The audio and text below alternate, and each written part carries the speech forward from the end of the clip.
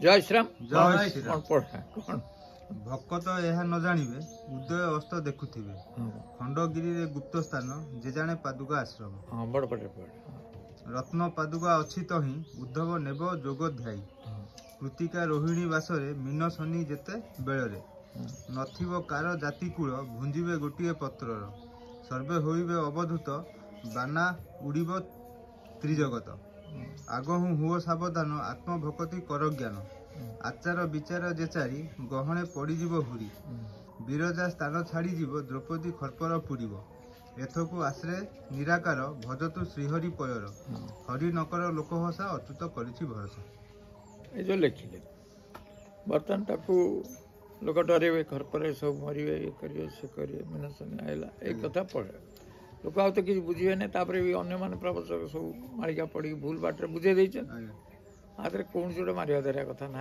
एकदम गोटे तत्व ज्ञान अच्छी से जो अंचल लोक जो आतंक होती विशेष कर कहूँ जमा आतंकित हबार ना तेणु प्रथम बुझा दरकार जे उदय अस्त भक्त देखुए है उदय अस्त माने से चंद्र हूँ माने चंद्र सूर्य केमती उदय अस्त होती नासार पवन द्वारा से करवा दरकार प्रथम से है गोटे कथा जो मैंने तत्व जानी पादुका आश्रम तापर से लिखुं एमती गोटे बेला आसो मीन शनि जोग आसो जे कौटी आस माने एटा तो बुझीगला जे ये हूँ गुंपा तादे पादुका आश्रम हूँ नासा ये तो धारा दिया पवन धारा तेणु पादुका जमी भरत ठाकुर पादुका नहीं गले नंदीग्राम रखिले नंदीग्राम नहीं कौन कले पादुका है तो दुई ने दुई ताकू कौन गोड़े मडेले ना संसार व्यवहार कले त्रिकुटे सिंहासन रखिले तेणु से कथा लिखले पादुका आश्रम तक नहीं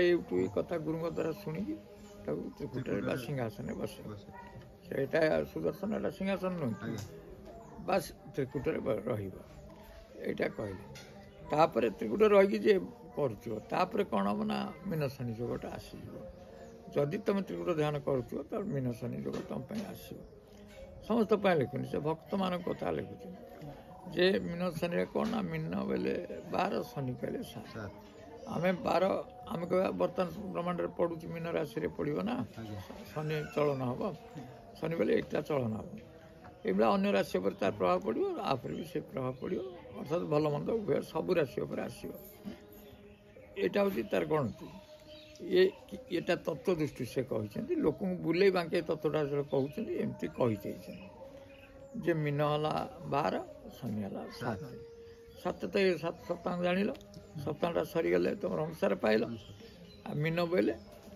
12 बोले 12 अक्षर तुम 12 माने शेष अक्षरटा पाइल विसर्ग पाइल सप्तांग अनुसार पाइल 12 अक्षर शेष अक्षर विसर्ग पाइल तेणु ये जो अनुसार विसर्ग जो खेल हम एटा भक्त कर भक्त कलापर बहुत समय तापर से लिखिले जे तुम ये जो विरजा खरपर जा पड़ो कि जो कथा खरपर पर लिखिले ना जो तुम ये बार बार करने द्वारा तुम भितर शब्दभ्रम तैयारी हम कौ शब्दभ्रम ना आम जो ब्रह्मांड शब्दभ्रमटा तैयारी हो तुम भर तो अल्प अल्प करूथो ना गुरु मध्यम से विराट शब्दभ्रम सहित जोड़ी हो तेणु विरजा खरपर ये पड़गले ये लोक पड़गला भक्त मैंने पड़गले जे करू विरजा खरपर पड़े सब सरीगला आ तार कौन है तार तो मुँह मरीगला ना मरवा माने कौन मर जीव रूप जो मुँटा मरीगला मुँटा मरीगला से तार माने निराकार को जानीगला निराकार को जानीगला अवधूत हो गला से लिखी ना से कौन अवधूत दीक्षा जे चलो ना कौन एम लिखिले कौन सर्वे होइबे एकाकार सर्व होइबे अवधूत बाना उड़िब त्रिजगत हाँ सर्वे अवधूत हो अर्थात अवधूत अर्थात पाखे कौन शारीरिक ज्ञान रहा जो अवधूत मैंने लंगड़ाई बुलूँ बाहर देखुना अवधूत दीक्षा से शरीर द्वारा करों अंतर्मुखी से कथा गुड़ा हो तेणु तुम अवधूत दीक्षा आस तुम कौन जो कौच जाति वर्ण बा उच्च नीच एमती किसी रहा सब समदृष्टि आसीज तापर कौन लिखी बाना उड़िब त्रिजगत ତ୍ରିଜଗତରେ ବାନା ଉଡ଼ିଲା ମାନେ କ'ଣ? ତ୍ରିଜଗତ ମାନେ ଏଇ ସ୍ୱର୍ଗ ଏଇ ଫଟକିନି ଛାଡ଼ ନାଇଁ ନାଇଁ, ଆମ ଶରୀରରେ ତିନିଟି ସ୍ୱର ଅଛି, ଗୋଟେ ସ୍ଥୂଳ ସୂକ୍ଷ୍ମ କାରଣ ଶରୀର। ତେଣୁ ପରିମାର୍ଜିତ ହେଇଯିବ। ଆଚାର ବିଚାର ଏସବୁ ତମ ଭିତରକୁ ପଳେଇ ଆସିବ। ଯେଉଁ ଜିନିଷ ଆଚାର କ'ଣ, ବିଚାର କ'ଣ, ସତ୍ୟ କ'ଣ, ଧର୍ମ କ'ଣ, ସବୁ ତମ ଭିତରେ ତିନିଟା ସ୍ୱର ଭିତରେ ଆସିଯିବ। ସର୍ବେ ହୋଇବେ ଅବଧୂତ ବାନା ଉଡ଼ିବ ଆଗହୁ ହୁଅ ସାବଧାନ ଆତ୍ମଭକ୍ତି କର ଜ୍ଞାନ। ତେଣୁ ଆତ୍ମଭକ୍ତିକେ ତମେ ଇଏ କର, ଗ୍ରହଣ କର। ଆତ୍ମା କ'ଣ, ଭକ୍ତି କ'ଣ, ତାକୁ ସବୁ ଜାଣ। ଆତ୍ମା ଭକ୍ତିକି ଜାଣ, ନିଜକୁ ଚିହ୍ନ। ତାପରେ ଆଚାର ବିଚାର ଯେ ସେ ପଡ଼ିବ, ସବୁ ଆସିଯିବ। ଆଚାର ବିଚାର ଯେ ଚାରି ଗହଣେ ପଡ଼ିଯିବ। ସେ ଗହଣେ ଯିଏ ଗଲେ ସେ ଗହଣେ ସେଟା ଏଗୁଡ଼ା ସବୁ ଆଚରଣ ଆସିଯିବ। ଆମେ କରୁଛନ୍ତି ସେଟା ସ୍ୱାଭାବିକ ଆସିବ। ତାପରେ ବିରଜା ସ୍ଥାନ ଛାଡ଼ିଯିବ ଦ୍ରୌପଦୀ ଖର୍ପର ପୁରିବ। ପୁରୀ ଯିବନି, ସେ ଯେଉଁ ବିରଜା ସ୍ଥାନ ଛାଡ଼ିଦେବେ ନା, ଛାଡ଼ିଦେବେ ଦେବେ ବା ଛାଡ଼ିଯିବେ, ଏ କଥା ଲେଖା ଅଛି। ଏଥକୁ ଆଶ୍ରୟ ନିରାକର ଭଜତୁ ଶ୍ରୀହରି ପୟର। ହଁ, ତେଣୁ ନିରାକାର ତମ ସେତେବେଳେ ଆଶ୍ରୟ ହେବେ। ତେଣୁ ନିରାକାର ମନ୍ତ୍ର ଯିଏ ଜାଣିଛନ୍ତି ସେ ତାଙ୍କୁ ଦେଇଥିବେ ସେତେବେଳେ ପାଦୁକା ଆଶ୍ରମ, ବା ଯେଉଁଠି ସବୁ ପାଦୁକା ଆଶ୍ରମ ଅଛି, ବା ଏଇ ପବନ ପାଦୁକା କୁହାଉଛି। ପାଦୁକା ଆଶ୍ରମ ହେଲେ ଜାଣିଛେ ନୁହଁ, ପାଦୁକା ଆଶ୍ରମ ସର୍ବତ୍ର ଏଇ ଦୀକ୍ଷା ଯେ ଦେଉଛନ୍ତି ନିଜ ଶରୀରରେ ପାଦୁକା ଆଶ୍ରମ। ଆମେ ଯେତେବେଳେ ଦୁଇକି ଏକ କରି ମିଶାଉଛନ୍ତି, ଆମେ ତ ପାଦୁକା ଆଶ୍ରମ ବୋଲି କହୁଛୁ।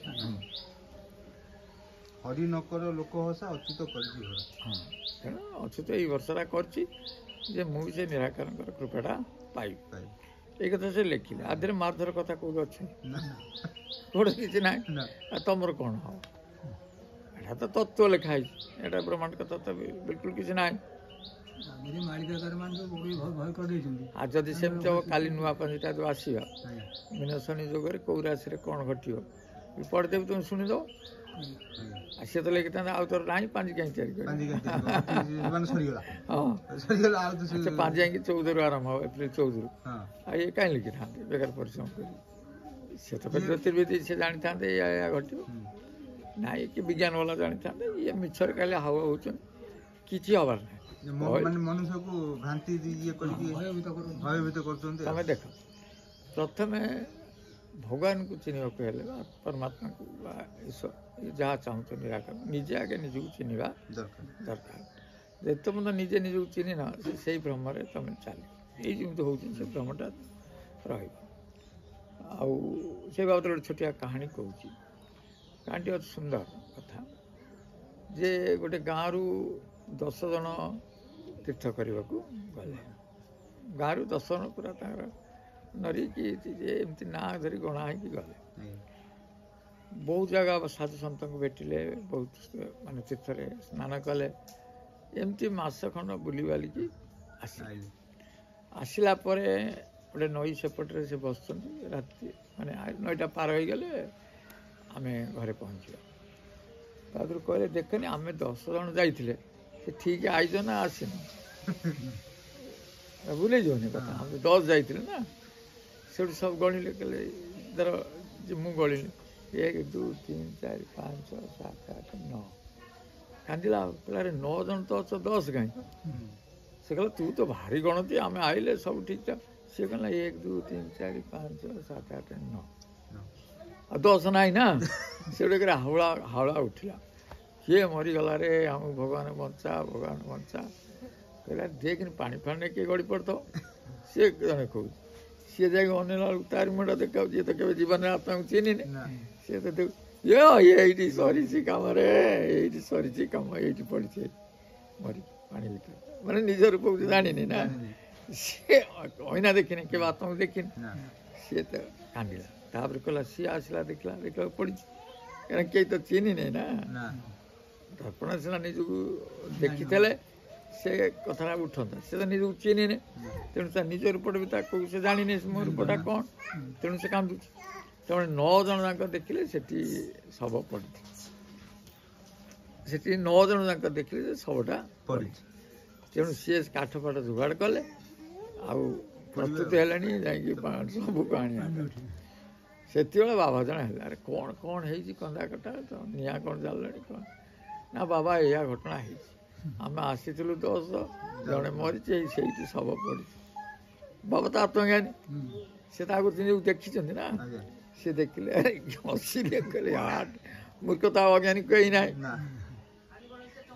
ସେ ତାଙ୍କୁ ବୁଝେଇଲେ କହିଲେ ବାପା ତୁମେ ଗଣୁଛ କ'ଣ କେମିତି କହିଲା 1 2 3 4 5 6 7 8 9 ସେ ବାବା କହିଲେ ଆଉ ତମେ ଗଣିବା ମୁଁ ଗଣୁଛି ତୁ ଗଣ ଦୀପା ଗଣ ସେ 1 2 3 4 5 6 7 8 9 ତା ହାତକୁ ମାଡ଼ି ବସି କହିଲେ 1 10 ଇଏ କିଏ ହେଲା 10 ତୁ ତ ଅଛୁ ତମେ ଏମିତି ହଉଛ କାହିଁକି ପାଦ ତଳେ ପଡ଼ିଗଲେ କହିଲେ ବାବା ଏଇଭଳିଆ ଫେର ଆମେ ଜାଣିଛୁ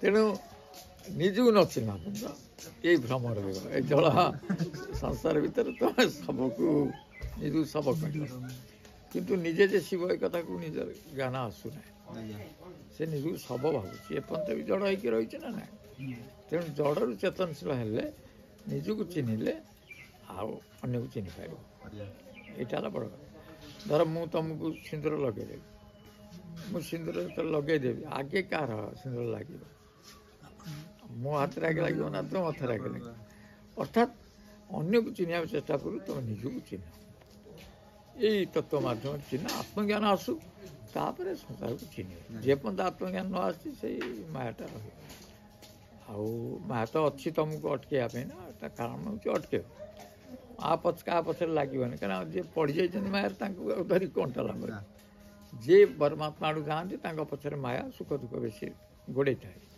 ତେଣୁ ତାକୁ ଯଦି ପାରି ହେବ ତ ଯିବ ନହେଲେ ସେଇଥିରେ ରହିଲେ ପଡ଼ିବ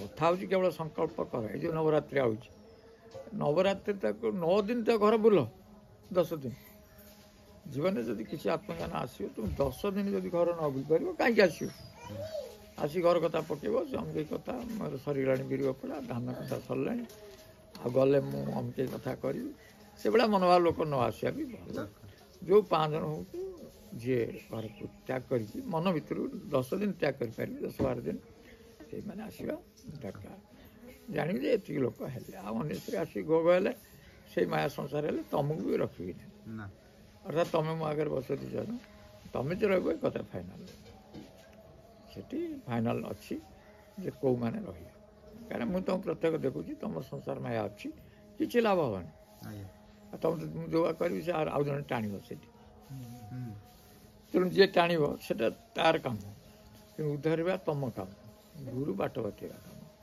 ତେଣୁ ତୁମେ ଉଦ୍ଧିରି ପାରୁନ ସେଇଥିରେ ପଡ଼ିଛ ଆଉ କ'ଣ ଏବେ ବି କ'ଣ କରିପାରିବ କିଛି ନାହିଁ ଫେର ତୁମେ ଧ୍ୟାନ ଉଠିବ ଫେର ଏତେ ପୁଅ କତି ଫୋନ୍ କରିବ କେବେ ହେବନି ତେଣୁ ଏଇଟା ନିଶ୍ଚଟ ସତ୍ୟ କୁହାହେଉଛି ତା ଭିତରେ କିଛି ଲୋକଙ୍କର ଯେଉଁ ଜ୍ଞାନ ଆତ୍ମଜ୍ଞାନ ଆସିଛି ସେଇମାନେ ଆସନ୍ତୁ ଆଉ ତୁମେ ଯଦି ଅନୁଭବ କରିବ ତୁମେ ଜୀବନ ପରିବର୍ତ୍ତନ କର ରହିଲେ ହୁଏ ନା କଲେ ହେବ ଏଠି ମୁଁ ରହିଗଲି ଯେ ଆତ୍ମଜ୍ଞାନ ଆସିଗଲା ତା ଇଏ କ'ଣ ସେଇ ଏକା କଥା ଖଟରେ ଖାଇକି ମଟରେ ଖାଇ ଖଟରେ ଶୋଇବା ଦରକାର ଭଳିଆ ତୁମେ ଚାଲିଛ କିଛି ନା ଗୁଣ ଆସୁଛି ନା କିଛି ଆସୁଛି ନା ପ୍ରଚେଷ୍ଟା ଅଛି ପ୍ରଚେଷ୍ଟା ମାନେ ମୁଁ 3 ଘଣ୍ଟା ଧ୍ୟାନ କରୁଥିଲି କି 4 ଘଣ୍ଟା ଧ୍ୟାନ କରୁଥିଲି ସେ ପ୍ରଚେଷ୍ଟା ତୁମ ଭିତରେ ନାହିଁ ତ୍ୟାଗ ନାହିଁ ମୁଁ ଦେଖି ସାରିଲି କିନ୍ତୁ କେତେ ତ ଅଛନ୍ତି ହଠାତ୍ ତ ତା ନାଁ କହୁନି କିନ୍ତୁ ଅଛନ୍ତି ସେ ବି ଆସିବେ ରଖ ଜୟ ଶ୍ରୀରାମ।